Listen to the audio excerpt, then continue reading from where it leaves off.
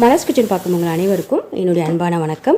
இன்றைக்கி ரொம்ப சூப்பராக உருளைக்கிழங்கை பயன்படுத்தி சட்டுன்னு ஒரு சூப்பரான ஈவினிங் ஸ்நாக்ஸ் எப்படி செய்யுது அப்படின்னு தான் நம்ம பார்க்க போகிறோம். இது குழந்தைங்களாம் ரொம்ப விரும்பி சாப்பிடுவாங்க. ரொம்பவே டேஸ்டியாகவும் அதே சமயத்தில் நல்ல கிறிஸ்பியாகவும் இருக்கும். ஸோ வாங்க இந்த வீடியோவில் போய்ட்டு இந்த ஸ்நாக்ஸ் எப்படி செய்யுதுன்னு நம்ம பார்க்கலாம். இது செய்கிறதுக்கு நான் இன்றைக்கி மீடியம் சைஸ் அளவுக்கு 2 உருளைக்கிழங்கு எடுத்திருக்கேன். உருளைக்கிழங்கு நல்லா தண்ணியில் வாஷ் பண்ணிவிட்டு இந்த மாதிரி சின்ன சின்ன துண்டுகளாக கட் பண்ணி வச்சுருக்கேன். ஸோ முதல்ல இதில் நம்ம வெதுவெதுப்பான சுடுதண்ணி சேர்த்துக்கலாம். சேர்த்துட்டு இதுக்கு தேவையான அளவு உப்பையும் சேர்த்துட்டு இதை ஒரு 1/2 அன் ஹவர் அப்படியே நம்ம மூடி வச்சிடலாம். அரை மணி நேரம் கழித்து உருளைக்கிழங்கு எல்லாத்தையும் நல்லா ட்ரையாக காய வச்சுக்கணும். ஸோ 1 ஹவர் இந்த மாதிரி ட்ரையாக காய வச்சுக்கணும். கொஞ்சம் கூட தண்ணி இல்லாமல் இருக்கணும். அப்போ தான் பொரிக்கும் போது நல்லாயிருக்கும். அதுக்கப்புறமா இதை நம்ம பொரிச்சுக்க போகிறோம். கடாயில் இதை பொரிக்கிறதுக்கு தேவையான அளவு எண்ணெய் வச்சுருக்கேன். இதில் ஒரு ஸ்டீல் வடிகட்டி சேர்த்துக்கலாம். அதுக்கப்புறமா நம்ம காய வச்சுருக்க உருளைக்கிழங்கு எல்லாத்தையுமே இதில் சேர்த்துடலாம்.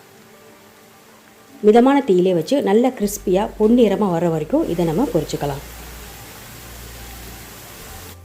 மெதுவாக கரண்டி வச்சு இந்த மாதிரி கிளறி விட்டுக்கலாம். அப்போ தான் உருளைக்கிழங்கு எல்லா பக்கம் கிறிஸ்பியாக இருக்கும். ஸோ இப்போ பாருங்கள், கலர் நல்லா மாறிடுச்சு. நல்லா கிறிஸ்பியாக பொன்னிறமாக உருளைக்கிழங்கு வெந்துருச்சு. இப்போ நம்ம நல்லா எண்ணெயை வடிகட்டிட்டு இதை தனியாக ஒரு பவுலில் சேர்த்துடலாம். அதுக்கப்புறமா இதில் லேசாக உப்பு சேர்க்குறேன். அப்புறம் 1/4 டீஸ்பூன் அளவுக்கு மிளகுத்தூள் சேர்க்குறேன். அப்புறம் 1/4 டீஸ்பூன் அளவுக்கு தனி மிளகாய்த்தூள் சேர்க்குறேன். இது எல்லாத்தையுமே சேர்த்துட்டு மிக்ஸ் பண்ணிடலாம். ஸோ சூப்பரான சட்டுன்னு செய்யக்கூடிய ஒரு ஈவினிங் ஸ்நாக்ஸ் உருளைக்கிழங்கு ரெடி ஆயிடுச்சு.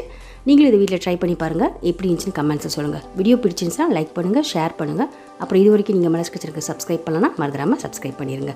மீண்டும் பார்க்கலாம். நன்றி, வணக்கம்.